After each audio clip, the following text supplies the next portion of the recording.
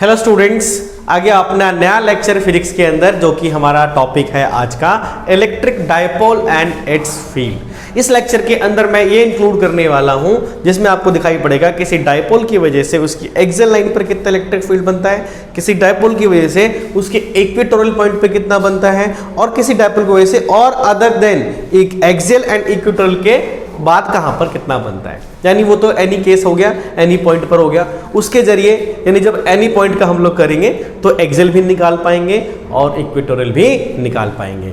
यानी इस लेक्चर के अंदर डायपोल को कवर करेंगे। 3 जगहों के केस को देखने वाले हैं हम लोग, ठीक है। कहां कहां? एक्सियल, इक्वेटोरियल और एनी पॉइंट, ठीक है। तो आ गए हम लोग पूजा एकेडमी पर। मैं आपका राम सर और आप हो मेरी राम जी की सेना, ठीक है। आ जाओ, पढ़ाई करते हैं। पढ़ाई करने के लिए हमेशा एटीट्यूड चाहिए होता है। अगर आपके पास पॉजिटिव एटीट्यूड है, अप्रोच है, तो पढ़ाई कहीं से भी की जा सकती है, कितनी बार भी की जा सकती है और बिना थके की जा सकती है। अगर आप पढ़ाई करके नहीं थक रहे हो, इसका मतलब तुम्हारे में पॉजिटिव अप्रोच आ चुका है, ठीक है। तो आज का जो बेसिक फंडा है बच्चों वो ये है कि सर इलेक्ट्रिक डायपोल क्या होता है। शुरुआत यहां से होती है जिसको बोलेंगे बच्चों हम लोग क्या? Electric dipole. नाम में ही सब रखा होता है भाई। लोग बोलते हैं नाम में क्या रखा है, नहीं भाई, नाम में ही रखा हुआ है ना। यहाँ पर साइंस के अंदर नाम में बहुत बातें रखी जाती है। इलेक्ट्रिक का मतलब चार्ज होता है, डाई का मतलब 2 होता है, पोल मतलब 2 टर्मिनल्स होते हैं। यानी ऐसी चीजें जिसकी 2 टर्मिनल्स हो, है ना। लेकिन हम लोग कैसे कहेंगे? तो बोलेंगे बच्चों क्या? इक्वल एंड ऑपोजिट, ठीक है ना। Charges separated at some distance, ठीक है, इज कॉल्ड इलेक्ट्रिक डायपोल। मतलब क्या कहना चाहते हैं सर? ये क्या कहना चाहते हैं ये लोग कहना चाहते हैं कि मान लो कि एक पॉइंट ये है और एक पॉइंट ये है, इस पे प्लस का चार्ज Q, इस पे माइनस का चार्ज Q, इनके बीच का पर्टिकुलर डिस्टेंस 2a मान लेते हैं। सर 2a ही क्यों मानते हैं? इसलिए क्योंकि जो ये डायपोल है इसके बीच का सेंटर में O मानता हूं, तो हमेशा डायपोल इतने छोटे होते हैं कि डायपोल से मुझे कहीं डिस्टेंस लेना होगा, जैसे यहां पर डिस्टेंस लेना होगा, तो मैं कभी भी इस टर्मिनल से नहीं ले सकता डिस्टेंस, कभी मैं इस टर्मिनल से डिस्टेंस नहीं ले सकता। हमेशा डिस्टेंस की कैलकुलेशन सेंटर से की जाती है। डायपोल से अगर मुझे दूरी निकालनी हो, जैसे मान लो तुम्हारे सामने ये एक डायपोल पड़ा हुआ है और डायपोल से दूरी निकालनी है, तो मैं जैसे एक एंड ये है, एक एंड ये है, और मुझे बोलना है कि हाँ ये डिस्टेंस कितना है, ये डिस्टेंस कितना है। तो तुम सोचोगे सर डिस्टेंस कहाँ से लूँ? यहाँ से लूँ कि इस वाले एंड से लूँ? तो मैं ना यहाँ से लूँगा ना यहाँ से लूँगा। कहाँ से लूँगा? बीच में से लूँगा। तो बीच में से डिस्टेंस लेंगे तो हम लोगों ने कहा कि भाई इसको 2a मान लेते हैं, ताकि यहां का डिस्टेंस कितना हो जाए a, यहां का डिस्टेंस कितना हो जाए a। इससे कैलकुलेशन इजी हो जाती है, बाकी और कोई मतलब नहीं है। वरना क्या होता अगर मैं इसको a मान लेता, तो पूरे को a मानता तो क्या होता? यहाँ a/2 तो डिस्टेंस a/2 समथिंग, यानी फ्रैक्शंस में चलना पड़ता। इसीलिए यहाँ का डिस्टेंस कितना मान लिया गया है बच्चों? 2a मान लिया गया है। और ये बीच में जो O है ये वाला, इसको हम लोग कहते हैं बच्चों क्या चीज? Dipole centre. डायपोल का ये सेंटर होगा। तो क्या बच्चों आपको दिखाई पड़ रहा है कि प्लस Q और माइनस Q है? हाँ जी सर। दोनों का मैग्नीट्यूड कैसा है? सेम, बस साइन अलग अलग है। तो इक्वल है और कैसे है? अपोजिट चार्जेस है। इक्वल है, opposite charges, separated at some distance, particular distance, इसको हम लोग डायपोल कहते हैं। ये रहा मेरा डायपोल, इसे डायपोल कहते हैं। अब हमारे मन में सवाल आएगा कि ऐसा कुछ रियलिटी में होता भी है कि नहीं होता है? तो होता है बच्चों। जैसे कि मैं आपको बताता हूँ, क्या एग्जाम्पल्स देता हूँ यहाँ पर। एग्जाम्पल में जैसे कि बात कर लेते हैं हम लोग, जैसे बच्चों HCl एक मॉलिक्यूल है। HCl मॉलिक्यूल केमिस्ट्री में होता है ना बच्चों, HCl मॉलिक्यूल। हाँ सर होता है बिल्कुल। तो मेरे पास क्या हो गया? मान लो कि एक H एटम है, एक मेरे पास ये Cl एटम है। अब HCl एटम के अंदर इलेक्ट्रोनेगेटिविटी का डिफरेंस होता है।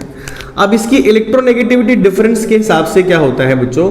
ये जो होता है वो क्या होता है? More electronegative. और ये जो होता है वो बच्चों कैसा होता है? Less electronegative. ये ज्यादा होता है, ये थोड़ा कैसा रहता है? कम रहता है। अब इस ज्यादा और कम होने की वजह से यहां पर आ जाता है पार्शियल नेगेटिव चार्ज और यहां पर क्या आ जाता है पार्शियल पॉजिटिव चार्ज। तो देखो इसके बीच में एक पर्टिकुलर डिस्टेंस है, ये पॉजिटिवली चार्ज, ये नेगेटिवली चार्ज पोल है, ये नेगेटिवली चार्ज पोल है, ये पॉजिटिवली चार्ज पोल है। तो ये एग्जांपल हो गया हमारा HCl किसका, मॉलिक्यूल का। देख रहे हो नेगेटिवली चार्ज पोल है, ये पॉजिटिवली चार्ज पोल है, तो दोनों पोल के बीच में पर्टिकुलर डिस्टेंस है, तो ये क्या कहलाएगा, तो सर ये एक प्रकार का इलेक्ट्रिक डाइपोल है, ये एक डाइपोल है बच्चों। अच्छा सर, हाँ अगर देखो, अगर मान लो कि मैंने लिखा H और एक लिख दिया F, क्या लिख दिया H और क्या लिख दिया F, अगर H और F लिया तो H और F में भी इलेक्ट्रोनेगेटिविटी का डिफरेंस होता है ना। तो ये कैसा होता है, मोर इलेक्ट्रोनेगेटिव, ये कैसा होता है, लेस इलेक्ट्रोनेगेटिव। तो इसमें पार्शियल नेगेटिव, इस पे कैसा आ गया, पार्शियल पॉजिटिव आ गया। तो इसकी वजह से क्या कहेंगे हम लोग, इसको भी कहेंगे कि ये सर ये भी एक प्रकार का क्या है, तो ये भी सर एक इलेक्ट्रिक डाइपोल है। क्यों है सर इलेक्ट्रिक डाइपोल, क्योंकि दोनों पे इक्वल है और ऑपोजिट चार्ज क्रिएट हो गया है। इक्वल और ऑपोजिट चार्ज क्रिएट हो जाने की वजह से एक प्रकार का ये डाइपोल बन जाता है। बात समझ में आ रही है। तो ये क्या है बच्चों, ये एग्जांपल्स हैं जो हमने देखा इलेक्ट्रिक डाइपोल के, ये कुछ बेहतरीन एग्जांपल है। बहुत बढ़िया। अच्छा, अब डाइपोल तो समझ में आ रहा है कि सर ठीक है डाइपोल इसे कहते हैं, डाइपोल के एग्जांपल भी आपने दे दिया। ऐसे बहुत सारे एग्जांपल हो सकते हैं। देखो H2O भी एक डाइपोल है, एक NH3 भी एक डाइपोल है, समझ रहे हो, है ना। इसमें जिसमें भी इलेक्ट्रोनेगेटिविटी का डिफरेंस होगा ना, वो सब डाइपोल के केस कहलाएंगे। अब सवाल ये उठता है कि चलो ठीक है डाइपोल तो समझ में आ गया, सर ये सारे डाइपोल एक जैसे हैं कि अलग अलग डाइपोल है। मन में तो सवाल आएगा ना भाई, डाइपोल तो डाइपोल होता है, लेकिन क्या ये सारे डाइपोल एक जैसे हैं या इनमें कुछ अंतर भी है, तो अंतर होता है। अब वो कैसे पता चलेगा, क्योंकि यहाँ तो मैं सिर्फ चार्ज दिखा रहा हूँ, डिस्टेंस तो हमने डिस्कशन किया नहीं है। तो इन्होंने क्या किया साइंटिस्टों ने, इसकी स्ट्रेंथ पता लगाने के लिए कि कोई भी डाइपोल कितना पावरफुल है, कोई डाइपोल कितना वीक है, डाइपोल कितना कमजोर फील्ड बनाएगा, डाइपोल कितना पावरफुल इलेक्ट्रिक फील्ड बनाने वाला है अपने चारों ओर, तो उसके लिए भी हम लोगों ने कोई एक मैथमेटिकल टर्म बना डाली। क्या बना डाली, मैथमेटिकल टर्म बना डाली। कैसे बना डाली वो भी देखते हैं, ठीक है। इसको रब कर देता हूं, है ना, इसको रब कर देता हूं। स्क्रीनशॉट लेना चाहते हो तो ले लेना, इसको मैं रब कर देता हूं। अब जो है इसमें हमने कहा कि ठीक है भाई इलेक्ट्रिक डाइपोल तो सर थोड़ा क्लियर हुआ, लेकिन इसकी स्ट्रेंथ कैसे पता लगाएंगे। तो एक होता है इलेक्ट्रिक डाइपोल मोमेंट, एक नई चीज तुम्हारे लिए और आ गई जिसको बोलेंगे इलेक्ट्रिक डाइपोल मोमेंट। अब ये क्या होता है, नई चीज क्या है सर ये, जरा देखो। मान लो कि ये तुम्हारा डाइपोल था, ये तुम्हारा डाइपोल था जिसमें कि मैंने कहा कि ये प्लस का चार्ज क्यू है इसके ऊपर, इस पे माइनस का चार्ज क्यू है। तो ये तुम्हारा एक डाइपोल है, इसके डाइपोल का सेंटर मान लो O है, यहाँ का डिस्टेंस कितना मान लिया बच्चों, 2a मान लिया कि 2a is the distance between them. तो हमने कहा कि सर ऐसा है कि इलेक्ट्रिक डाइपोल मोमेंट निकालना हो अगर किसी को, इलेक्ट्रिक, है ना, क्या निकालना हो बच्चों, इलेक्ट्रिक डाइपोल अगर तुम्हें मोमेंट निकालना हो, जिसको P से दिखाते हैं हम लोग, तो ये होता है बच्चों यहाँ पर क्या, magnitude of charge, magnitude of charge into distance of separation between charges. जो भी हमारे चार्ज है उनके बीच का डिस्टेंस। तो इसका मतलब इसको कैसे लिख सकता हूं, देखो यार, मैं लिखता हूं P equals to magnitude of charge and distance of separation between them. This is what we called electric dipole moment. ये फॉर्मूला जो है हमारे सामने चीख चीख कर बता रहा है इलेक्ट्रिक डाइपोल मोमेंट का फॉर्मूला। अच्छा, इलेक्ट्रिक डाइपोल मोमेंट का क्या चक्कर है सर, ये कैसे बात है, ये क्या बताना चाहता है, ये बताना चाहता है स्ट्रेंथ के बारे में, कि कितनी अच्छी फील्ड बना सकता है, कितनी पावरफुल इलेक्ट्रिक फील्ड बना सकता है। जिसका डाइपोल मोमेंट ज्यादा आएगा उसका फील्ड ज्यादा आएगा, जिसका डाइपोल मोमेंट कम होगा उसका चारों ओर इलेक्ट्रिक फील्ड कम बनेगी। समझ में आ रही बात नहीं आई भाई, कोई भी चार्ज किसी के पास ज्यादा है तो दूसरे एक पॉइंट पे जाके इलेक्ट्रिक फील्ड ज्यादा बना देगा, कहीं पे जाके इलेक्ट्रिक फील्ड कम बनाएगा। तो डाइपोल का तो हम यूनिट चार्ज से हम तो खेल चुके हैं, पॉइंट चार्ज से हम खेल चुके हैं। अब दो चार्जेस को इक्वल एंड अपोजिट रख दिया है, तो वो कितना बनाने वाले हैं इसका डिस्कशन चल रहा है सारा। आ रही बात समझ में। तो यार P इक्वल टू कितना है, मैग्नीट्यूड ऑफ चार्ज इनटू में distance of separation between them. अब ये सिचुएशन है, इस सिचुएशन के अकॉर्डिंग अगर कोई बच्चा भी बोलेगा सर इसकी यूनिट क्या होगी, तो यूनिट बता सकता है कोई ऐसा यूनिट, क्या बता देगा, इसकी होती है कूलॉम और इसकी कितनी होती है मीटर। तो कूलॉम मीटर डैश इसलिए लगा देते हैं ताकि आपको ऐसा ना लगे कि ये सेंटीमीटर है, ये तो कूलॉम है, ये मीटर है, कूलॉम मीटर, है ना। ये याद रखना कि इसके अंदर जो इलेक्ट्रिक डाइपोल मोमेंट होता है 1 कूलॉम मीटर को डिबे भी कहते हैं, डिबे।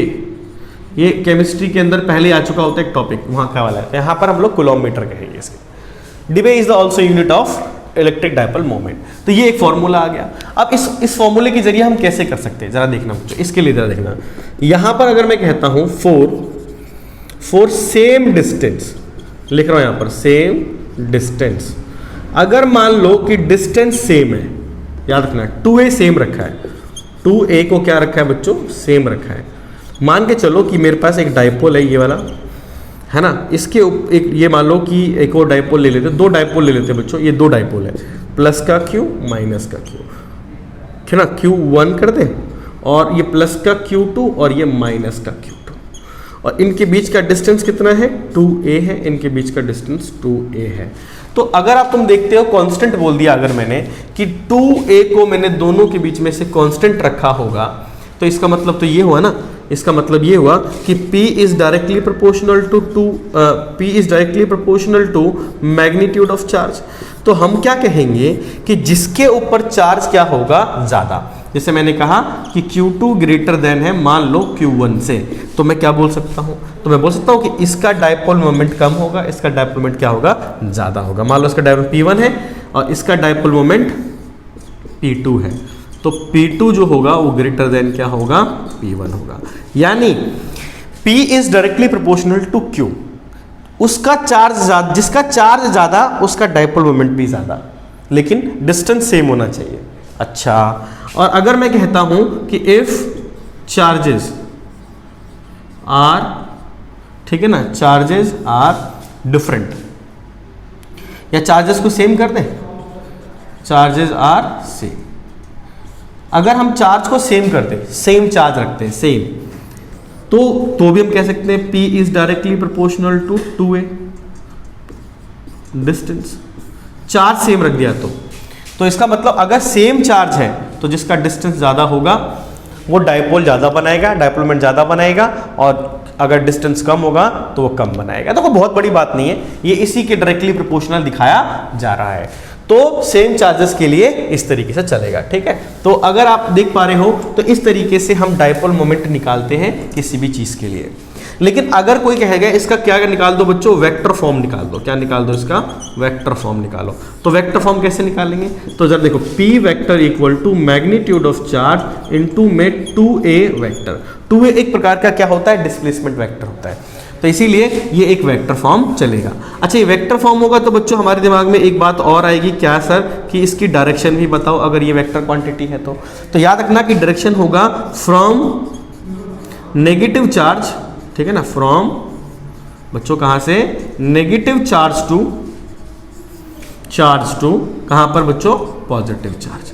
कहां चलेगा, नेगेटिव चार्ज से लेकर पॉजिटिव चार्ज की डायरेक्शन में चलेगा।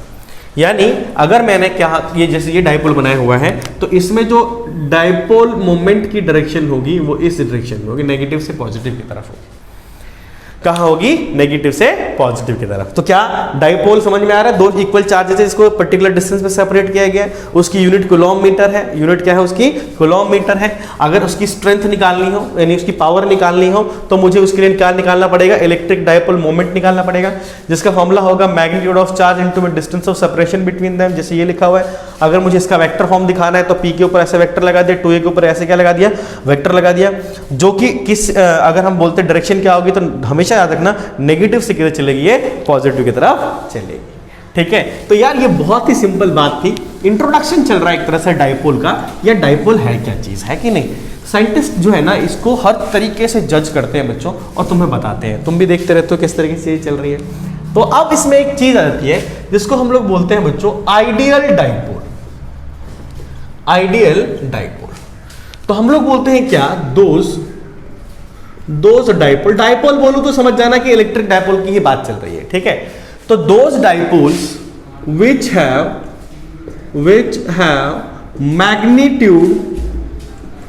magnitude of charge approaching to infinity and distance is approaching to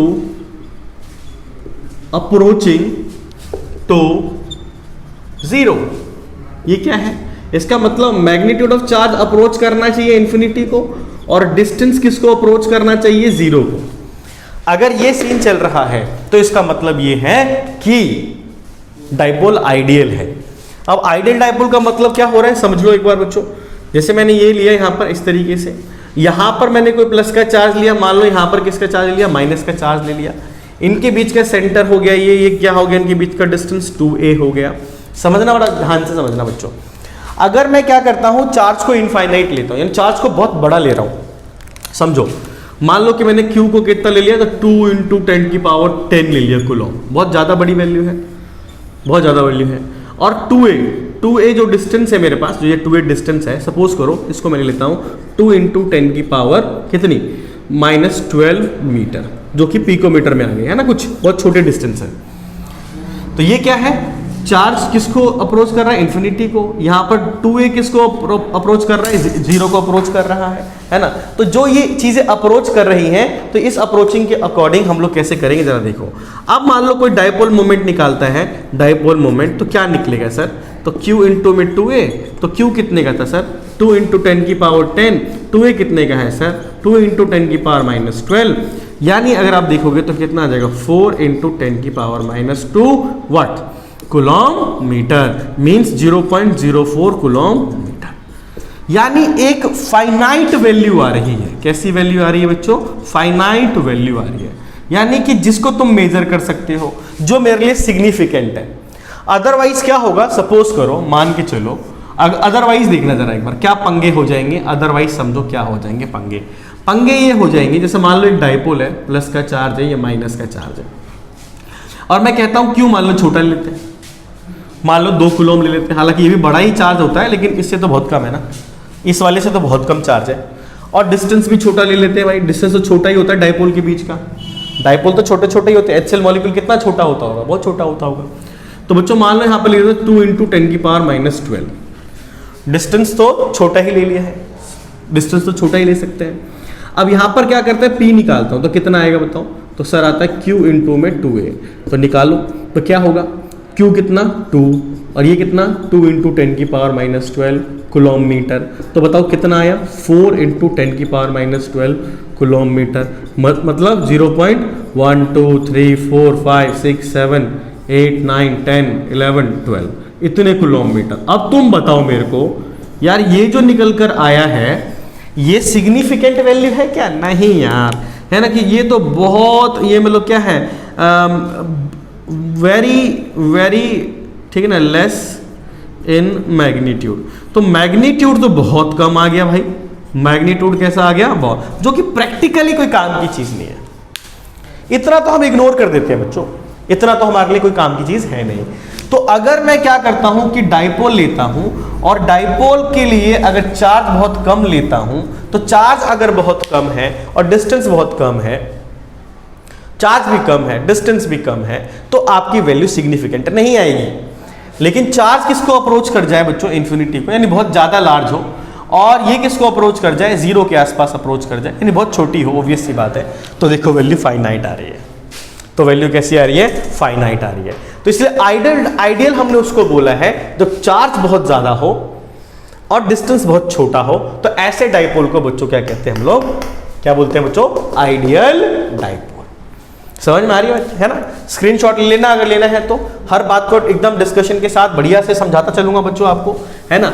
ये बातें एकदम एग्जाम में हूबहू आ जाती है उठ के 4 ऑप्शन के अंदर, और आपको ये टिक मारना होता है। तो अब बातें अगर ध्यान से सुनते होंगे, नोट बनाते होंगे अपने, तो एक बार रीडिंग लगाओगे तो सारे जब पेपर होंगे आपके तो आराम से कर पाओगे, है कि नहीं। हाँ सर, एक होता है डाइपोल फील्ड, डाइपोल फील्ड। तो सर ये क्या चीज है डाइपोल फील्ड, तो हम बोलते हैं क्या, वही बच्चों, इलेक्ट्रिक फील्ड इंटेंसिटी अराउंड, ठीक है, अराउंड द डाइपोल, ठीक है, इज, या ऐसे लिखते हैं, इसको लिखते हैं the region around a dipole in which a test charge can experience the force of attraction और रिपल्शन, मतलब जिसमें इंटरेक्शन फील कर सके वो क्या कहलाएगा? डाइपोल। डाइपोल का फील्ड कहलाएगा। डाइपोल भी अपना फील्ड बनाएगा, जैसे एक पॉइंट चार्ज अपना फील्ड बनाता है वैसे ही डाइपोल भी क्या बनाने वाला है? अपना फील्ड बनाने वाला है। ठीक है, तो यानी कि अब मैं क्या करने वाला हूं, जरा देखना बच्चों, यहां पर लिखने वाला हूं क्या? Electric field intensity due to a short electric dipole. एक शॉर्ट इलेक्ट्रिक डाइपोल होगा और उसके लिए हम लोग क्या निकालने वाले हैं? इलेक्ट्रिक फील्ड निकालने वाले हैं। तो जरा सोचो कितने केस बनेंगे इसके? तो सर इसके 3 केस बनाए जाएंगे। कितने केस बनाए जाएंगे? 3 केस। कैसा? पहला देखो, मैं लिखूंगा electric field intensity on axial line. ये कैसा होता है एक्सियल लाइन? वो भी बता देता हूं मैं आपको। जैसे मान लो कि एक डाइपोल है मेरे पास, ये प्लस मान लो ये माइनस का क्यू और ये प्लस का क्यू, तो इस लाइन को ज्वाइन करता हुआ देखो, ये जो लाइन ज्वाइन करते हुए जा रही है, इस लाइन को हम लोग क्या कहते हैं? एक्सियल लाइन कहते हैं। This line is called axial line.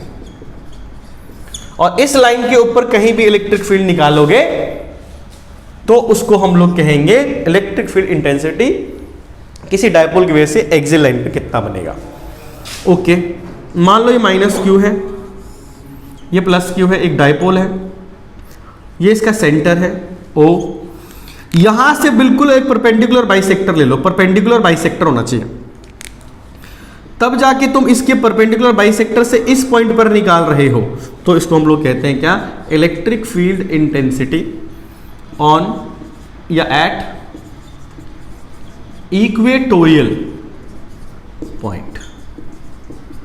Equatorial point इसको कहते हैं हम लोग इक्वेटोरियल पॉइंट। ये पॉइंट, ये वाला, इस लाइन को इक्वेटोरियल लाइन कहते हैं और इस जगह पे निकालना है तो इक्वेटोरियल, यानी ये बिल्कुल परपेंडिकुलर बाइसेक्टर ही है ना? ये कौन है?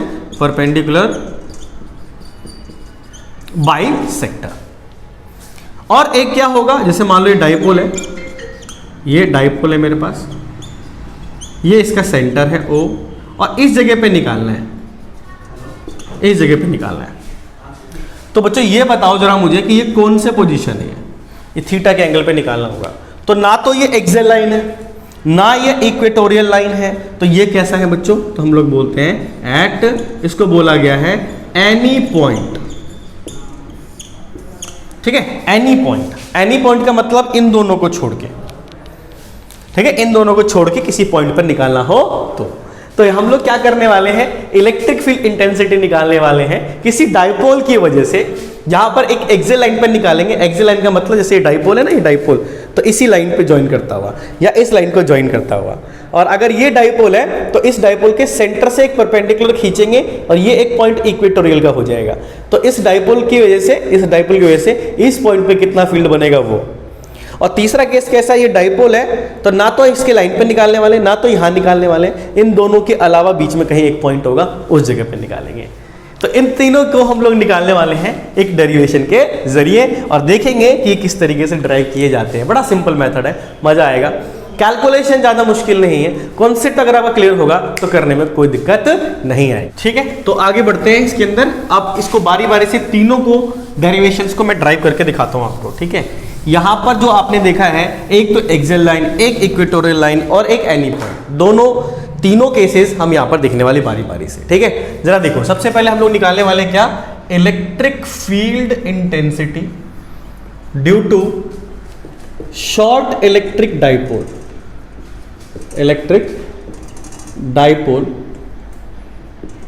On axial line. देखो, ये इतनी आसान डेरिवेशन है, आपको कोई दिक्कत नहीं आएगी और इजीली आप कर पाओगे। एक बार समझने की बारी, जैसे मान लो कि मेरे पास एक ये डाइपोल है, ये तुम्हारा हो गया माइनस का चार्ज क्यू और ये प्लस का, ये इसके बीच का क्या हो गया बच्चों? सेंटर। डाइपोल का एक सेंटर होता है हमारा, बताया था अभी मैंने, डाइपोल सेंटर है। यहां से लेकर यहां तक का जो डिस्टेंस होता है, सबको याद होगा, हम इसको क्या मानते हैं? 2a। तो यहां से लेकर यहां तक का डिस्टेंस कितना हो गया? a हो गया। यहां से लेकर यहां तक का डिस्टेंस भी कितना हो गया? बिल्कुल सेंटर पर रखा हुआ है। और इसी के एक्सियल लाइन को एक पॉइंट ले लेता हूं मैं यहां पर, जैसे ये पॉइंट ले लिया मैंने एक्सिस के ऊपर, इसी एक्सिस के ऊपर, इसको P पॉइंट मैंने बता दिया, इसको A पॉइंट बोल दिया, इसको B पॉइंट बोल दिया, ठीक है। अब इस डाइपोल की वजह से यहां पर मुझे इलेक्ट्रिक फील्ड निकालना है। अब कई जो होगी महान बुद्धि जाग जाएगी तो बोलेंगे कि भाई जीरो आंसर आएगा। भाई जीरो आंसर नहीं आएगा। क्यों? क्योंकि सोचेंगे कि भाई माइनस का चार्ज है, तुम्हें लगेगा कि इलेक्ट्रिक फील्ड क्या बनेगा, इधर बनेगा, और प्लस का होगा तो वो उधर बनेगा और कैंसिल हो जाएगा। नहीं, लेकिन इन दोनों के बीच की दूरी भी तो देखो बच्चों, ये जाके थोड़ा कमजोर फील्ड बनाएगा, ये यहां पर आके थोड़ा पावरफुल फील्ड बनाएगा, तो इनमें डिफरेंस आने वाला है, यानी जीरो का केस तो नहीं है, ठीक है ना, ध्यान रखना। तो अगर हम लोग ये कर रहे हैं, यानी इस जगह पे मुझे इलेक्ट्रिक फील्ड निकालना है, तो मैं कैसे निकाल सकता हूं? तो जरा देखो, ये ए पॉइंट है, तो इस पी पॉइंट के ऊपर इलेक्ट्रिक फील्ड की क्या डायरेक्शन होगी, इधर होगी, तो ये क्या बन जाएगा बच्चों, ई ए, यानी इलेक्ट्रिक फील्ड ड्यू टू ए। और यहां पर आ जाओगे तो यहां पर क्या होगा, electric field due to B.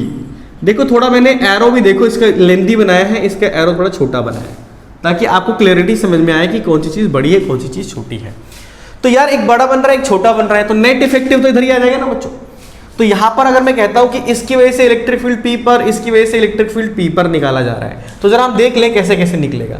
तो मैं लिख रहा हूं यहां पर electric field intensity due to, ठीक है ना, charge due to charge minus Q at A, ठीक है ना।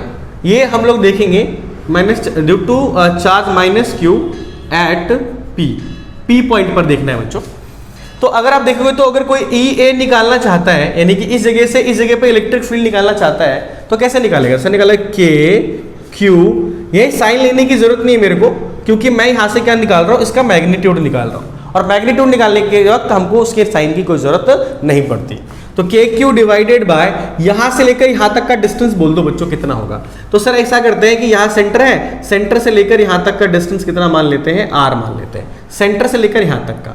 तो देखो यहां से लेकर यहां तक का आर डिस्टेंस है, ये इतना ए डिस्टेंस है, तो कितना हो गया ये सर, ये हो गया आर प्लस ए का होल स्क्वायर। और इसकी डायरेक्शन बताओ किधर है, तो इस तरफ आ रहा है ना, फ्रॉम पी टू ए, है ना, अलोंग क्या आएगा बच्चों, पी ए, पी से ए की तरफ आएगा, ठीक है सर। अगर सेम कहते हो electric field intensity due to charge plus q at point P पर क्या होगा बताओ जरा। तो सर ये आएगा आपका ई बी इक्वल टू के क्यू डिवाइडेड बाय, यहां से लेकर यहां तक का डिस्टेंस बोलो। तो सर यहां से लेकर यहां तक, पहले देखो सेंटर से लेकर यहां तक आर है, इतना ए घटा लो तो ये आर माइनस ए, तो कितना हो गया ये आर माइनस ए का होल स्क्वायर। और डायरेक्शन बताओ उसकी क्या है, तो देखो इस पॉइंट से इस तरफ जा रहे हो आप, तो कहां से जा रहे हो आप, बी से पी की तरफ, अलोंग बीपी, अलोंग बीपी। ये दो बातें बन रही हैं यहां पर हर बच्चा क्लियरली एक बात जानता होगा, क्या जानता होगा, कि सर ई बी जो है ना वो आपका ग्रेटर है ई ए से। क्यों?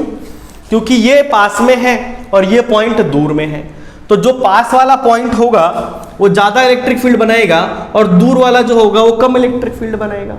तो बच्चों अगर मैं ये बोलूं कि इसका ई नेट निकाल दो, ई नेट निकाल दो, तो कैसे निकालोगे? तो सर निकाल लो, आसान है, ई बी माइनस ई ए, ई बी माइनस ई ए, और इसकी जो नेट डायरेक्शन होगी वो होगी अलोंग बी पी। क्यों? क्योंकि जो बड़ा होगा वही जीतेगा, जो बड़ा होगा उसी की डायरेक्शन में फोर्स लगेगा, उसी डायरेक्शन में इलेक्ट्रिक फील्ड लगेगा, ये हो जाएगा।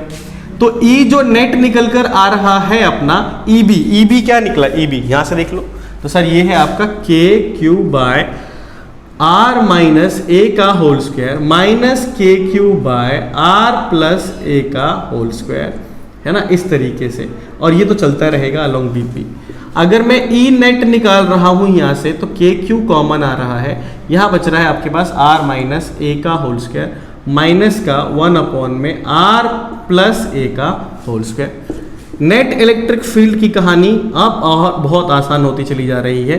देखो इसका एलसीएम लोगे तो ये हो जाएगा R minus A R plus A total का होल स्क्वायर, यहाँ आ जाएगा आर प्लस ए का whole square minus R minus A का whole square, cross multiply, LCM ले रहा हूँ मैं यहाँ पर। तो ई नेट जो निकल कर आएगा आपका के क्यू, ध्यान से देखो, तो ये होगा ए स्क्वायर प्लस का बी स्क्वायर प्लस का 2ab माइनस ये वाला देखो R square minus A square, और ये हो जाएगा तुम्हारा प्लस का 2ab।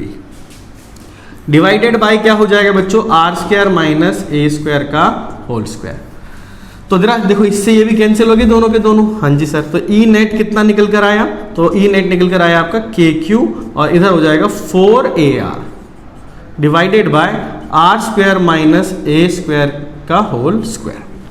ये नेट इलेक्ट्रिक फील्ड की डायरेक्ट मतलब वैल्यू आ रही है। मैं चाहता हूं कि इसके फॉर्मूले में इलेक्ट्रिक डायपोल मोमेंट का लॉजिक आ जाए, इलेक्ट्रिक डायपोल मोमेंट का लॉजिक आ जाए। तुम भूल गए होगे तो मैं तुम्हें याद दिलाता हूं, P इक्वल टू कितना होता है बच्चों, बताओ यहां पर Q इंटू में 2A होता है। तो अगर मैं इस फॉर्मूले में से निकाल लूं ई नेट, देखना जरा एक बार, तो क्या बचेगा मेरे पास, तुम देख के बताओ जरा। मैं यहां लिख दूं थोड़ा सा ऊपर की तरफ, क्या अब तक दिखाई ना दे तुम्हें, यहां देखना। तो ई नेट जो है वो क्या होगा, तो यहां से निकाल लो भाई, ये Q इंटू में 2A निकाल लो। तो Q निकाल लिया, हाँ 2A, इसमें से 2A निकाल लिया, हाँ तो क्या बचा तुम्हारे पास, तो बचा सर K, ये तो K बचेगा, तुमने निकाल लिया था यहाँ पे, तो 2 बचेगा और यहाँ R बचेगा, K इंटू में 2R। देख लो है ना, इंटू करके देख लो, सब वही आएगा। डिवाइडेड बाई कितना आ गया, तो R square minus A square का होल स्क्वायर। अगर इसी को सिस्टमेटिकली बच्चों मैं यहाँ पर लिख देता हूँ, थोड़ा ध्यान दे लेना एक बार, तो इसको क्या लिख सकता हूँ कि मैं ई नेट इक्वल टू, यहां से क्या बन गया, ये तो P बन गया, क्या बन गया ये P, तो यहां पर हो गया ये, इसको मैं ढंग से लिख दूं बच्चों, ऐसे लिख दो 2KPR, ये तो P बन गया, ये जो है पूरा मामला P बन गया। और यहां पर जो बच गया आपके पास 2KR, तो 2KR और ये P बन गया। नीचे कितना आ गया बच्चों हमारा, R square minus A square का होल स्क्वायर।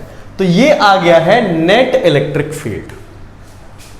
अगर इस पॉइंट पर अगर मैं देखूं तो इस पॉइंट के ऊपर नेट इलेक्ट्रिक फील्ड इतना बनेगा। लेकिन अगर मैं यहां से बोलता हूं कि इसका एक स्पेशल केस बताओ मेरे को, क्या बता दो, स्पेशल केस। ये क्या है स्पेशल केस, कि अगर R जो है आपका बहुत बहुत बड़ा है, किस वाले से, A से, मतलब कि जो A का डिस्टेंस है ये वाला और जो दूरी है वो बहुत बड़ी है। और बच्चों जनरली प्रैक्टिकल लाइफ में ऐसा ही होता है। अब HCl मॉलिक्यूल इतना छोटा होता होगा, बहुत छोटे से माइक्रोस्कोपिक लेवल पर, अगर मैं उससे 1 सेंटीमीटर या 2 सेंटीमीटर 4 सेंटीमीटर भी आगे जाऊंगा तो बहुत ज्यादा हो गया। क्यों, क्योंकि दोनों के बीच की बॉन्ड लेंथ पिकोमीटर में होती है, 10 की पावर -12 या 10 की पावर -10 के ऑर्डर में होती है। तो इतनी छोटी डिस्टेंस से 2 सेंटीमीटर 4 सेंटीमीटर 8 सेंटीमीटर तो बहुत आगे ही होता है। तो इसीलिए हम लोग क्या बोलते हैं ज्यादातर बच्चों कि R जो होता है वो बड़ा होता है A से। देन हम लोग क्या कर सकते हैं कि A इज नेग्लिजिबल, ठीक है ना। तब एक हम लोग क्या मान के चलते हैं कि वो जो हमारे पास वैल्यू आएगी वो कैसी होगी, नेग्लिजिबल, ठीक है जिबल।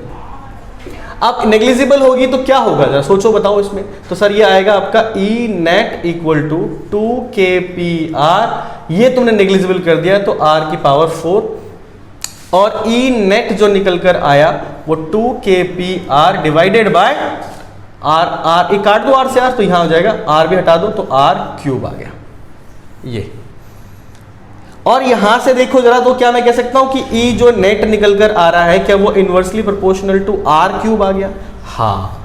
तो पॉइंट चार्ज से पहले, पॉइंट चार्ज जब था हमारे पास तो electric field inversely proportional to R square होती थी, और अब डाइपोल आया है तो डाइपोल के लिए क्या होगा, हमेशा याद रखो R क्यूब के इनवर्सली प्रोपोर्शनल चलेगा। किसके प्रोपोर्शनल चलेगा, R क्यूब के इनवर्सली प्रोपोर्शनल चलेगा।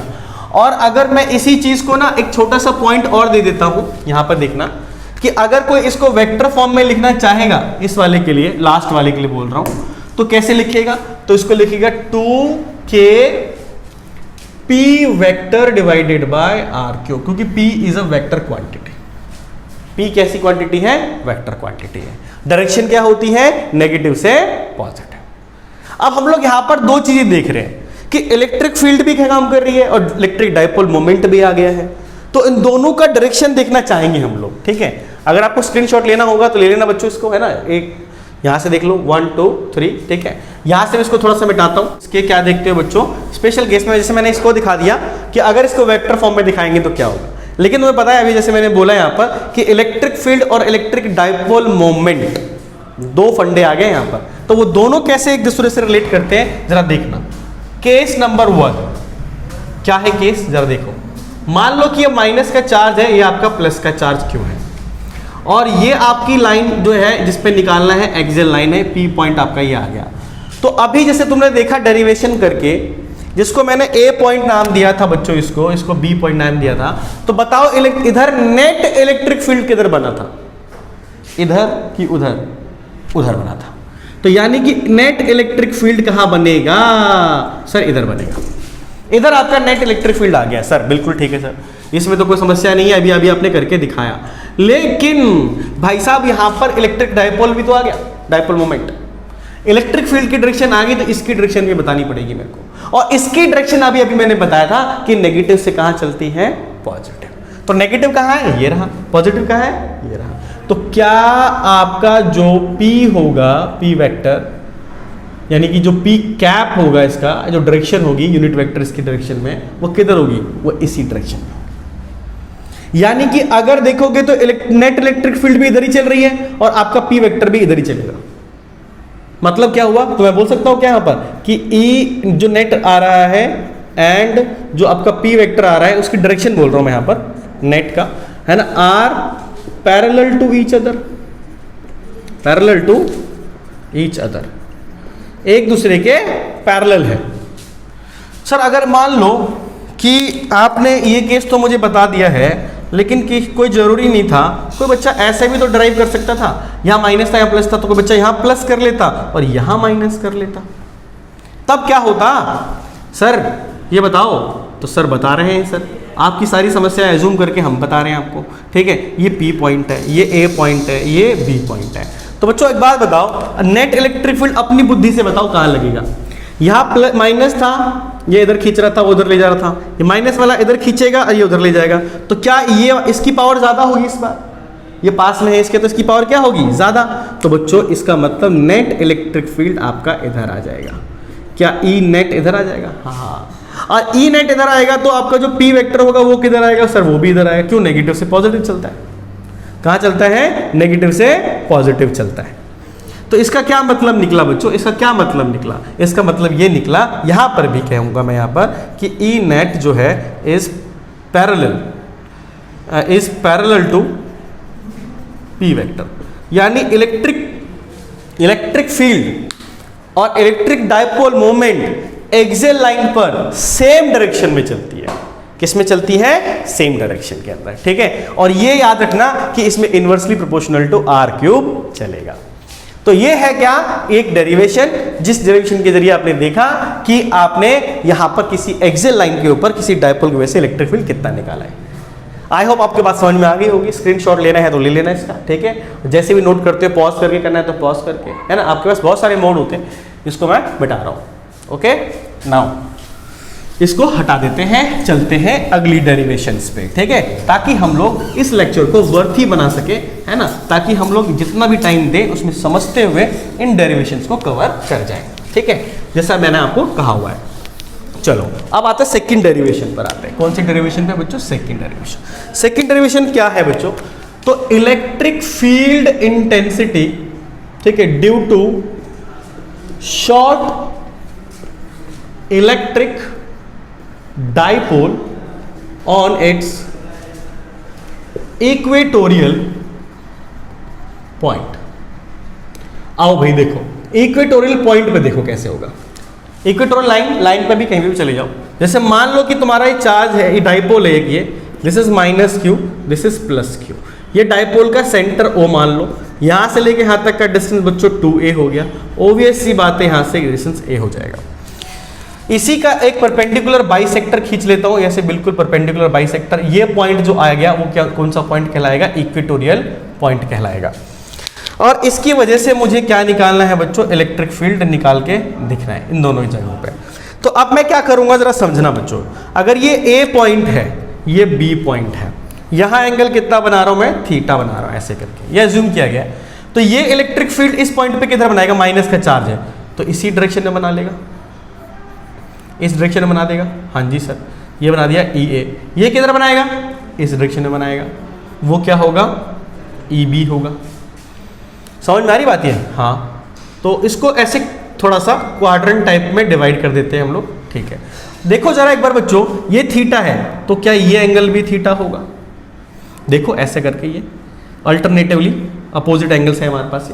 तो ये थीटा, तो ये भी कितना हो गया? थीटा हो गया। तो तुम बताओ, ये EA है तो यहाँ पर क्या आ जाएगा? एक EA cos थीटा, एक नीचे की तरफ आ जाएगा EA sin थीटा।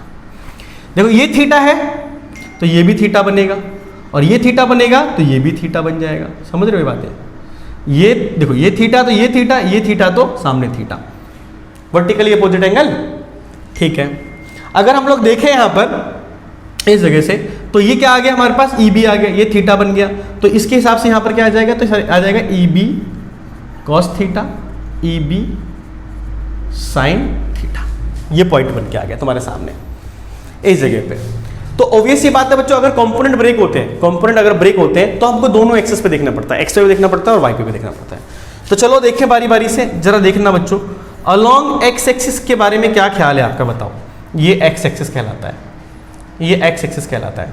तो एक्स एक्सिस के हिसाब से अगर हम देखें तो जरा देखो, तो इधर तो कुछ लग नहीं रहा है, सारे इधर लग गए हैं हमारे पास। तो ई इलेक्ट्रिक फील्ड जो लग रहा है सर, वो लग रहा है आपका EA cos थीटा प्लस का आपका जो लग रहा है यहाँ पर लग रहा है EB cos थीटा, ये लग रहा है।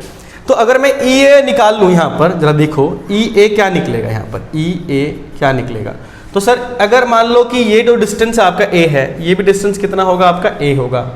ये डिस्टेंस आप R मान लो, ये डिस्टेंस कितना मान लो? R मान लो, है ना? कोई भी डिस्टेंस कुछ भी मान सकता है, इसको R मानना है, इसको R मान सकते हो, किसी को भी R मान सकते हो। मान लो यहाँ से लेके यहाँ तक का डिस्टेंस कितना हो गया? ये X हो गया, ये डिस्टेंस सेंटर से ले लिया, है ना? या ऐसा करते हैं ताकि आंसर मेरा यूनिफॉर्म रहे, तो मैं ऐसा करता हूँ कि यहाँ पर मैंने R ले लिया, चलो, और यहाँ डिस्टेंस X ले लेते हैं, यहाँ डिस्टेंस X ले लेते हैं, मर्जी हमारी, किसी को कुछ भी मान सकते हैं। R ले लिया, थोड़ा सा आंसर आपका यूनिफॉर्म आ जाएगा, और कोई बात नहीं। जरा देखो एक बार, तो यार EA क्या निकलेगा?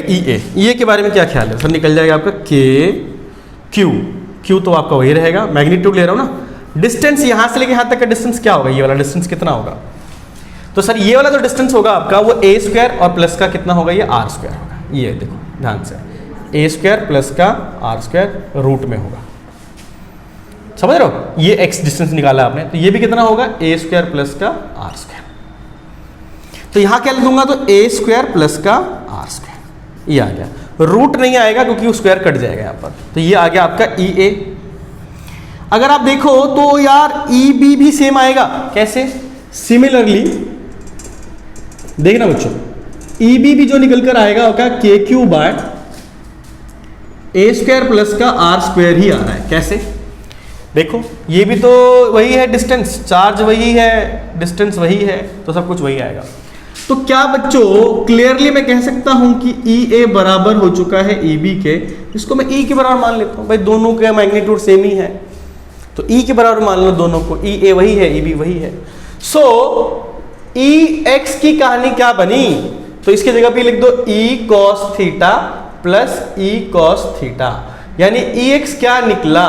तो सर निकला 2E cos थीटा। क्या निकला? 2E cos theta. अच्छा ये निकला, हाँ। तो 2E की जगह क्या लिख सकता हूं बताओ? KQ, नीचे बताओ A स्क्वायर प्लस का R square, A square plus का R स्क्वायर, और साथ में क्या है? cos theta. तो इस वाले ट्रायंगल में आ जाओ, इस वाले ट्रायंगल में, ठीक है, इसका नाम P था, तो PA और इसको O बोलो, तो PAO, इस वाले ट्रायंगल में आ जाओ। cos थीटा क्या निकलता है? cos थीटा होता है सर बेस अपॉन में हाइपोटेनस। तो बेस क्या हुआ भाई बता दो, ये इधर थीटा है, तो बेस ये रहा, perpendicular base hypotenuse, A by distance this one, तो ये आ गया A divided by A square plus में R स्क्वायर का रूट। कहाँ से निकाला मैं बता देता हूँ, फ्रॉम ट्राइंगल, नाम होगा इसका AOP, इस वाले ट्राइंगल से, ठीक। ओके सर, तो EX इक्वल टू कितना आ रहा है? ऊपर बोलो, ऊपर कितना आ रहा है? तो सर आ रहा है 2, इसको ढंग से लिख दो K, फिर यहां पर आ जाएगा Q इंटू में 2A, और नीचे कितना आ रहा है? A स्क्वायर प्लस में R स्क्वायर की पावर 3/2। क्यों? क्योंकि ये हाफ है और ये 1 है, तो ऐसा कुछ आ जाएगा। मैं चाहता हूं इसको P के टर्म में ले आऊं, तो क्या ले सकते हो बच्चों? KP हो जाएगा। क्या हो जाएगा? P, क्योंकि तुमको पता होना चाहिए ये पूरा जो होगा किसके बराबर होगा? P के बराबर होगा, ठीक। ओके सर, यहां पर क्या आ जाएगा बोलो तो ए स्क्वायर प्लस में आर स्क्वायर की power 3/2। This is how we got electric field along X axis. But आप जानते ही हो अलोंग वाई एक्सिस, इधर लिख देता हूं मैं जरा, यहां लिखता हूं अलोंग वाई एक्सिस कि ये दोनों इक्वल हैं और अपोजिट डायरेक्शन में काम कर रहे हैं, तो हम बोलेंगे क्या, E A sine theta and E B sine theta are equal and opposite in direction, so they cancel their effect। इसीलिए ई वाई जो बनेगा वो कितना बनेगा, 0।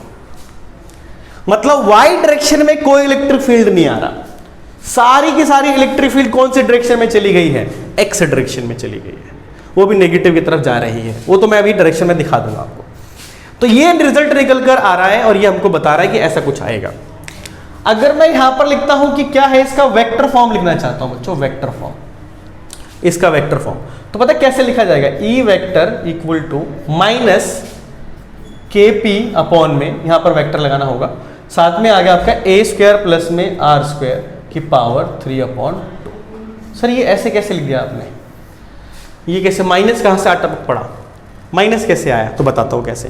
क्योंकि इलेक्ट्रिक फील्ड और कौन है मेरे पास, कौन है, पी वेक्टर है। इसका मतलब क्या है कि अगर मैं यहां पर दोनों को लेके चल रहा हूं तो दोनों के बीच में ये एंटी पैरेलल का रिलेशन आएगा। अब वो कैसे आएगा मैं दिखा रहा हूं, समझा के बताऊंगा। फिलहाल जैसे चल रहा है यहां पर वैसे चलते चलो। अगर मैं इसके लिए बोलता हूं, एक स्पेशल केस बोल रहा हूं बच्चों, कि अगर मान लो कि जो आपका आर है वो बहुत बहुत बड़ा है, किस वाले से, ए से, वही पुरानी कहानी, तो ए को नेग्लिजिबल बन देंगे, तो ए क्या बन जाएगा मेरे यहां पर, नेग्लिजिबल। और अगर ए नेग्लिजिबल बन गया तो बोलो बच्चों क्या कहानी आ जाएगी, सर आ जाएगी माइनस का के पी, ये आपका ए नेग्लिजिबल खत्म, ये 2 से 2 कट जाएगा, आर क्यूब। फिर आगे देखो आर क्यूब, फिर क्या आ गया आपका, जो ए जो है इनवर्सली प्रोपोर्शनल है किस चीज के, आर क्यूब। यानी डाइपोल का इलेक्ट्रिक फील्ड आर क्यूब के इनवर्सली प्रोपोर्शनल चलता है, तेजी से घट रहा होता है इसका डाइपोल। डाइपोल का इलेक्ट्रिक फील्ड तेजी से घटता है एज कंपेयर टू किसके, पॉइंट चार्ज के। पॉइंट चार्ज आर स्क्वायर के हिसाब से घटता है और ये आर क्यूब के हिसाब से घटता है। ये इसका स्पेशल पॉइंट हो गया। अच्छा वो केस जो जैसे मैंने बताया था आपको, उसे केस भी मैं बताता हूँ, तब तक मैं आपको यहाँ थोड़ा टाइम देता हूँ, फटाफट इसको बच्चों नोट करेंगे, इसको स्क्रीनशॉट ले लो, है ना। जैसे भी पॉज करके देखना चाहते हो पॉज करके देख लो, है ना, it is on your screen ना। अब मिटा देता हूँ उसको, मिटा रहा हूँ उसको, ठीक है। हाँ अब जरा देखना बच्चों, ये जो मैंने एंटी पैरेलल की जो अभी बात बोली हुई है, उस एंटी पैरेलल की बात को मैं जस्टिफाई भी करता हूँ कैसे, जरा देखना। स्पेशल पॉइंट है जी, स्पेशल पॉइंट जरा देखो कैसे। केस बोलूंगा इसको मैं यहाँ पर, केस नंबर 1 जरा देखो। मान लो कि मेरे पास ये क्या डाइपोल है बच्चों, ये डाइपोल रखा हुआ है, this is minus Q, this is plus Q. ये एक पॉइंट ले लिया मैंने, राइट बाइसेक्टर से लिया है यहाँ पर, इसको इससे बच्चों मिला दिया, इसको इससे मिला दिया, और यहां से जरा देखोगे तो सारे इलेक्ट्रिक फील्ड बनाने की जरूरत नहीं है मुझे, नेट इलेक्ट्रिक फील्ड बताओ किधर बनने वाला है। तो सर देखो आपका जो y का कैंसिल हो जाएगा, इसका इधर बनेगा, उसका उधर बनेगा, तो सर आपका नेट इलेक्ट्रिक फील्ड आने वाला है इस डायरेक्शन। अरे बार बार कॉम्पोनेंट क्यों बनाओगे। तो अब ये इलेक्ट्रिक फील्ड नेट इधर आ रहा है, तो P वेक्टर किधर होगा, सर वो नेगेटिव से पॉजिटिव चलता है, यानी कि P वेक्टर तो इधर चल रहा है और E वेक्टर तो इधर चल रहा है। क्या वो एक E वेक्टर इधर जा रहा है और P वेक्टर इधर आ रहा है, मतलब P इधर जा रहा है और E इधर आ रहा है। तो हम बोल सकते हैं क्लियरली, कोई अंधा भी बोल सकता है अरे अंधा तो बोल ही सकता है ना, क्या कि भाई E vector and P vector are anti parallel to each other, एक दूसरे के एंटी पैरेलल है, इसीलिए यहां पर नेगेटिव साइन कन्वे किया गया है, ठीक है। अच्छा इसी में मान लो केस नंबर 2, कई लोग बुरा मान के बैठ जाएंगे, क्या भाई सर जरूरी थोड़ी कि बार बार माइनस यहीं ले, भाई यहाँ कोई प्लस ले लो, यहाँ कोई माइनस भी ले सकता है, उससे कोई फर्क नहीं पड़ता अपनी डेरिवेशन पे, रिजल्ट्स पे। जरा कैसे, जरा देखो आप बताओ इसको देख कर कि डायग्राम के हिसाब से नेट इलेक्ट्रिक फील्ड किधर आएगा। सर इस बार इधर होगा, एक उधर होगा, तो इधर चले जाएगा। तो यानी कि इसका इलेक्ट्रिक फील्ड का जो नेट डायरेक्शन आने वाला है ई का नेट इलेक्ट्रिक फील्ड वो इधर आएगा, और आपका डाइपोल मोमेंट किधर जाएगा? डाइपोल मोमेंट बताओ तो सर, डाइपोल मोमेंट नेगेटिव से पॉजिटिव चलता है, नेगेटिव से पॉजिटिव, फिर आ गया एंटी पैरेलल। तो हम लोग बोल सकते हैं यहाँ पर कि E net and P vector are anti parallel to each other. तो जैसे बताया था वैसे ही यहां पर प्रूव भी कर दिया। तो ये क्या था हमारा, किसी डाइपोल की वजह से उसके इक्वेटोरियल पॉइंट पर क्या डायरेक्शन बनेगी, ई की, पी की, उसका क्या मैग्नीट्यूड होगा, उसका क्या स्पेशल केस होगा। वाई डायरेक्शन में कैंसिल आउट हो जा रहे हैं, वाई डायरेक्शन में क्या हो जा रहे हैं, कैंसिल आउट हो जा रहे हैं। आई होप ये बात में अच्छे से समझ में आ रही होगी। ठीक है, ये दोनों केस क्लियर हो गए होंगे। ठीक है, इसको थोड़ा मिटा देता हूँ। हाँ, टेक योर टाइम, आप इसको स्क्रीनशॉट ले लेना, लेते रहो इसको, है ना। ये मिटा देता हूँ साइड से, इसको नोट कर लो फटाफट। नोट्स बनाने जरूरी है। अगर आपके खुद के बनाए हुए नोट्स नहीं है तो तुमने कहीं से भी कुछ भी देखा है भूल जाते बच्चे। भूली हुई चीज मतलब आपने ध्यान से नहीं किया, खुद से किया, दिमाग में बात बैठ जाएगी। ठीक है ना। तो यार ये बहुत जरूरी है। इसको मैं रब करता हूं, इसको रब करता हूं। चलो बहुत बढ़िया। अब आ जाते हैं क्या, थर्ड केस। थर्ड केस से पहले जरा मैं एक बात बता दूं बच्चों, थर्ड केस से पहले एक बात बता दूं। जैसे कि अगर मैं बोलता हूं कि relation between E axial and E equatorial में क्या रिलेशन है, मैथमेटिकल रिलेशन बोल रहा है यहाँ पर। अगर किसके लिए कर रहे हो बच्चों, आप कर रहे हो शॉर्ट इलेक्ट्रिक डाइपोल के लिए कर रहे हो। किसके लिए कर रहे हो, शॉर्ट इलेक्ट्रिक डाइपोल के लिए कर रहे हो। यानी कि उस टाइम जो हम लोग कर रहे होंगे तो आर बहुत बहुत ज्यादा होगा, किस वाले से, ए वाले से। तो बताओ कि ई एक्सियल का फॉर्मूला क्या निकला था, तो सर निकला था 2kp/r³। अच्छा, ई इक्वेटोरियल का क्या निकला था, इक्वेटोरियल का तो सर निकला था kp/r³। तो अब क्या करें, ऑन डिवाइडिंग, अगर मैं डिवाइड कर दूं तो क्या होगा, तो sir E axial divided by E equatorial equal to 2kp/r³। ये पलट जाएगा r³ अपॉन में kp, यानी E axial equal to 2 times of E equatorial. ये निकल कर आ गया। यानी एक्सियल वाले इक्वेटोरियल वालों से दुगने टाइम्स में क्या बनाते हैं, इलेक्ट्रिक फील्ड बनाते हैं। तो सिंपल सा लॉजिक है, ऐसा कुछ बड़ी बात नहीं, पर मैंने बता दिया है कि इन दोनों के बीच में क्या रिलेशन होता है। ठीक है, स्क्रीनशॉट ले लो, आगे बढ़ते हैं। थर्ड डेरिवेशन जो है इसकी बच्चों, वो भी ध्यान से देख लो।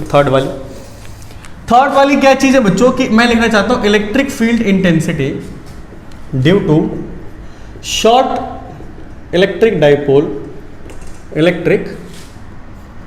Dipole at any point. किसी भी पॉइंट पर निकालना हो। अब किसी भी पॉइंट पर निकालने के लिए यहां देखो क्या करूंगा मैं, ये सेंटर O है, ऐसे मिला दो, ये P पॉइंट पे निकालना है। एंगल कितना ले लेते हैं बच्चों, थीटा। ये माइनस का चार्ज, ये क्या हो गया, प्लस का चार्ज। ये सेंटर है। तो तुम देख सकते हो ना तो मैंने एक्सियल पे लिया है, ना तो मैंने इक्वेटोरियल पे लिया है। एक्सियल और इक्वेटोरियल के अलावा किसी पॉइंट पे लिया गया है, थीटा है। यहां से डिस्टेंस कितना मान लो, r है। r के डिस्टेंस पे आपको निकालना है। तो कैसे निकालेंगे, समझो जरा बातों को। तो जो थीटा होता है ना, थीटा देखो P की क्या डायरेक्शन है, इधर है P। तो P की डायरेक्शन में ही एंगल जाके आपको R के साथ लेना पड़ेगा। तो आपको याद रखना है कि थीटा जो होना चाहिए, ठीक है, angle between R in the direction of P vector. जहां P चल रहा होगा उसी की डायरेक्शन में जाके, इधर से नहीं ले सकते, उसकी डायरेक्शन में जाके R के साथ एंगल ले लो। ठीक है सर, ये भी ले लेंगे हम। ठीक है, थोड़ा नीचे की तरफ बनाऊं, थोड़ा नीचे बना देता हूं, यहां बना देता हूं। -q + q, सेंटर जहां निकालना है वो पॉइंट, R ये एंगल थीटा। अब चलो, अब इसकी वजह से निकाले कैसे। तो इसकी वजह से निकालने के लिए हमने क्या किया कि मान लिया कि इसका डाइपोल मोमेंट P है, अज्यूम्ड कर लो, अज्यूम्ड दैट इसका नाम A, ये B। डाइपोल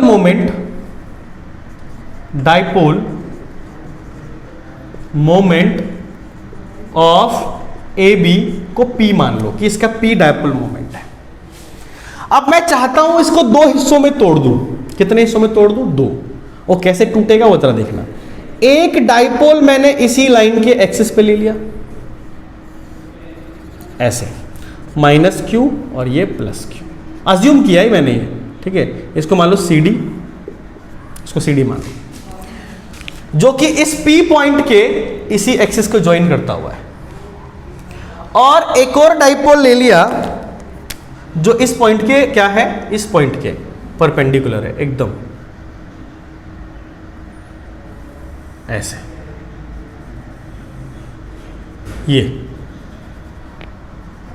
-q +q ऐसे। इसको मान लेते हैं E और इसको क्या मान लेते हैं F। अब आप कह रहे हो कि सर ये क्या हो रहा है? मैं ऐसा मान के चल रहा हूं कि इसका रिजल्टेंट, इन दोनों का रिजल्टेंट बीच में आ जाएगा। या यूं कह सकते हो कि इसको मैंने दो हिस्सों में तोड़ दिया। इसका डायपोल मोमेंट मैंने P माना था, तो ये दो हिस्सों में टूटेंगे तो इस तरफ क्या आ जाएगा बच्चों? सर आ जाएगा P cos थीटा, और इस तरफ क्या आ जाएगा बच्चों? तो आ जाएगा सर P sin थीटा। मैंने ओरिजिनल डायपोल को, जो मेरा ओरिजिनल डायपोल है, उसके दो कंपोनेंट तोड़ दिए मैंने।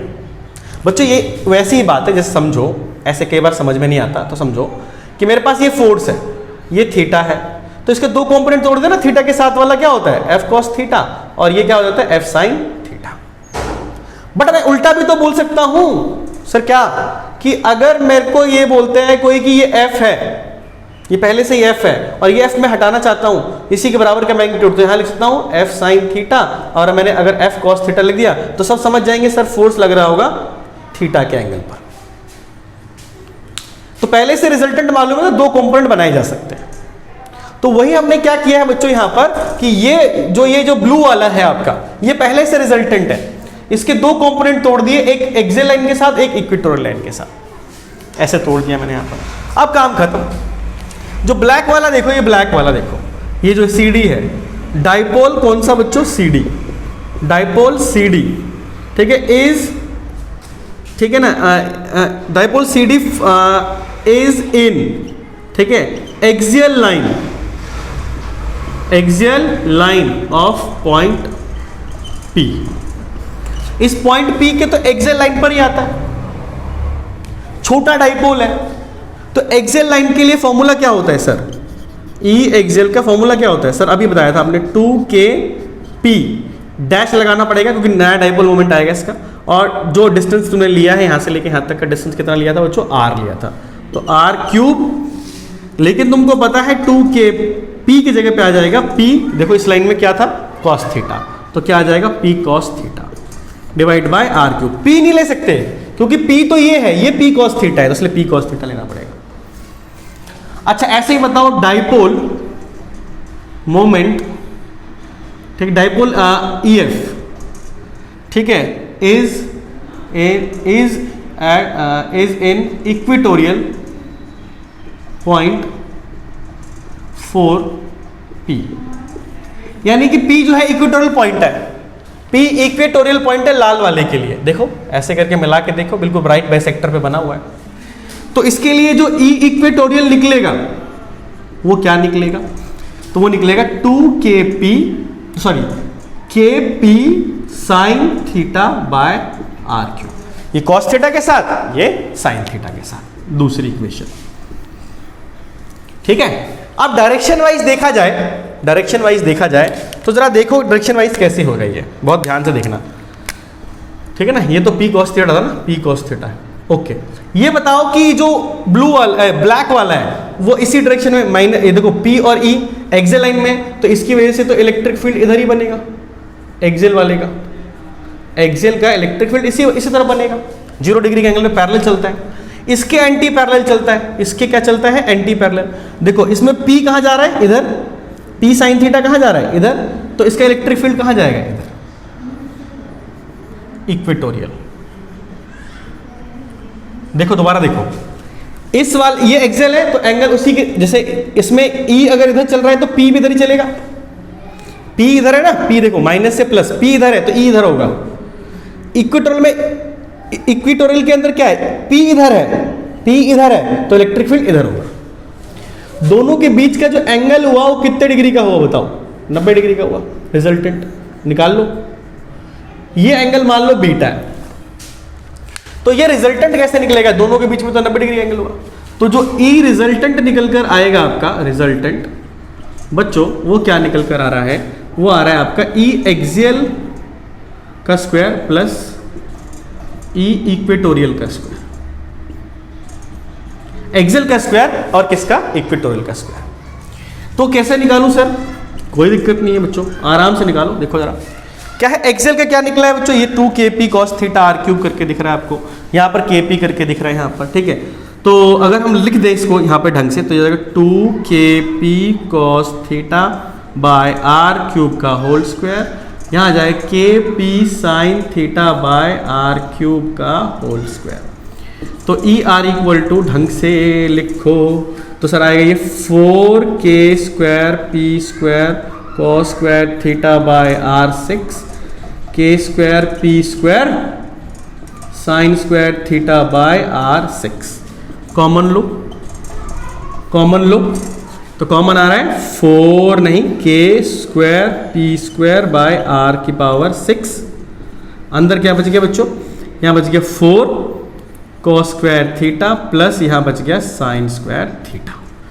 तो जो निकल कर आया वो निकला K P by R cube under root 4 cos square theta plus sine square theta. जहां पर एक cos उसको दे दो, एक cos उसको दे दो, तो क्या बन जाएगा, तो सर बन जाएगा E R equal to K P by R cube under root, एक उसको दे दिया तो ये हो जाएगा 3 cos स्क्वायर थीटा प्लस 1।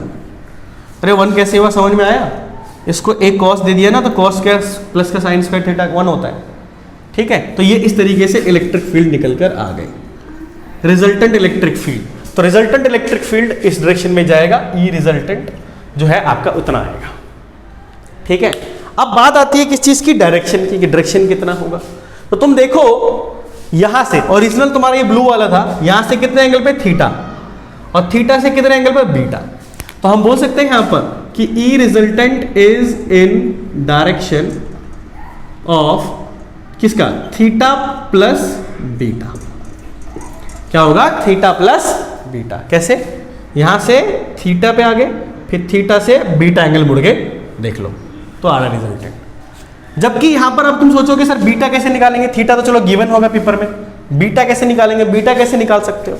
तो बीटा के लिए जरा देखो, इस वाले हिस्से में आ जाओ, है ना, तो यूजिंग जरा देखना बच्चों, इस वाले ट्राइंगल में आ जाओ, इस वाले ट्राइंगल में tan बीटा किसके बराबर आएगा, tan बीटा।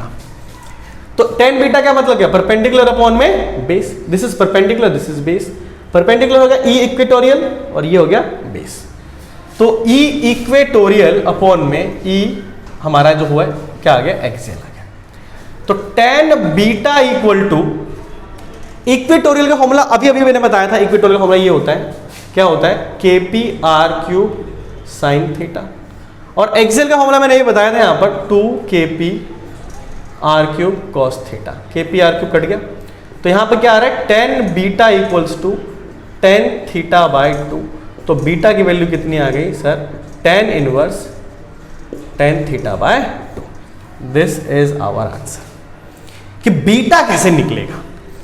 लेकिन मजेदार बात क्या है बच्चों इसकी, इस डेरिवेशंस की, कि मैंने जो पिछले 2 केस कराए थे आपको, यानी एक्सियल का और इक्वेटोरियल का, वो भी इससे निकल कर आ सकते हैं। चेक कर सकते हो तो हमारा आंसर सही है या गलत। कैसे, अभी चेक कराता हूं, जरा इसको नोट कर लो बच्चों एक बार, है ना, स्क्रीनशॉट ले लो, स्क्रीनशॉट लेना है तो ले लो फटाफट, है ना, टेक योर टाइम, पॉज करना है पॉज कर लो, है ना। मैं स्क्रीन से थोड़ा साइड हो गया हूं, आप कर सकते हो। अब मैं इसको रब करता हूं थोड़ा, इसके रिजल्ट का यूज करूंगा बच्चों, और देखो तुम्हें मजा आ जाएगा देखकर कि ओ यार क्या कमाल का रिजल्ट निकला है। देखो कैसे बताता हूं, समझो। जैसे कि मैंने यहां पर कहा, यहां पर देखो कि ई रिजल्टेंट जो निकल कर आया है वो निकल कर आया K P by R cube under root 3 cos square theta plus 1। बच्चों अगर केस नंबर 1 ले रहा हूं मैं यहां पर, और ये डाइपोल मेरा ऐसे रखा हुआ है, एक माइनस का क्यू और ये क्या है, प्लस का क्यू, और ये एक्सियल लाइन है यहां पर पी पॉइंट। तो जो अभी मैंने बताया था उसके हिसाब से बच्चों इसमें थीटा कितने डिग्री का हुआ? 0 डिग्री का। क्यों? क्योंकि थीटा तो ऐसे यहाँ पर लिया था ना, ऐसे यहाँ से थीटा लिया था, तो ये यहीं पर है, थीटा कितने डिग्री का आ रहा है? 0 डिग्री का आ रहा है। तो जरा देखो इसमें कैसे होगा, कैसे वापस रिजल्ट आके दिखता है। ई आर इक्वल टू कितना आया? K P by R cube under root 3 cos square 0 degree plus 1। तो ई आर जो निकला वो क्या निकला? K P by R cube. तुम सबको पता है इसकी वैल्यू 1 होती है, तो 3 प्लस 1 यानी 4 हुआ, यानी कि 2 K P by R cube, जो कि किसका है? ई एक्सियल का है। किसका है? ई। आगे ना एक्सियल लाइन की डेरिवेशन। सेम इसी तरीके से केस 2 देखो कि अगर मैं यहां पर लिखता हूं माइनस का क्यू और यहां लिखता हूं प्लस का क्यू, और ये इक्वेटोरियल पॉइंट ले लेता हूं यहां पर, तो बताओ थीटा कितने डिग्री का हुआ? तो सर 90 डिग्री का हुआ। और थीटा 90 का हुआ तो रिजल्टेंट बताओ कितना आएगा? तो आएगा सर आपका K P by R cube under root 3 cos square 90 degree plus 1, ये हो गया आपका 0, यानी आ गया E R equal to K P by R cube, जो कि किसका रिजल्ट है? ई इक्वेटोरियल का रिजल्ट है। तो ई इक्वेटोरियल का रिजल्ट आ गया है बच्चों। यानी कि आज आपने 3 डेरिवेशंस को कवर कर लिए। तीनों डेरिवेशन अपने आप में मोस्ट इंपॉर्टेंट है और इसके ऊपर खूब सारे अच्छे अच्छे प्रॉब्लम्स आते रहते हैं। ठीक है, आई होप आज का लेक्चर आपने ध्यान से पढ़ा होगा, नोट बना लिए होंगे, देख लेना और एक बार खुद से बनाकर देखेंगे, खुद से ड्राइव करके देखोगे तो बहुत अच्छा लगेगा तुमको। ठीक है, कोई भी दिक्कत हो तो याद रखना कमेंट बॉक्स के अंदर आप ड्रॉप कर देना, टेलीग्राम पर मैसेज कर देना, पूजा अकेडमी का ग्रुप है अपना। ठीक है, जो भी दिक्कत हो हम आपके लिए हाजिर हैं। तब तक के लिए बाय बाय, पढ़ाई जारी रहे।